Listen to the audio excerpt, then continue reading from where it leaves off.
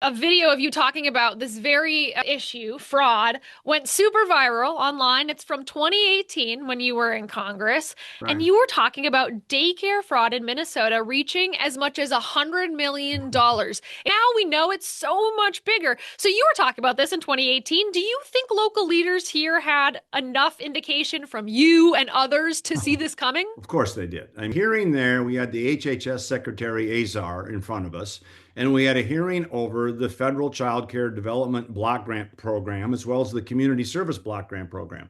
And what Azar wanted to do was either say, you got to reform these things or we're going to zero them out.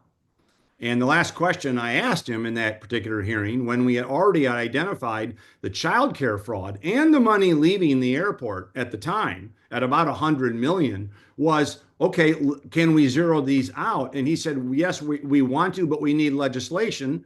And two, we need data from the Minnesota Department of Human Services, of which they never got that, of course, the honest data.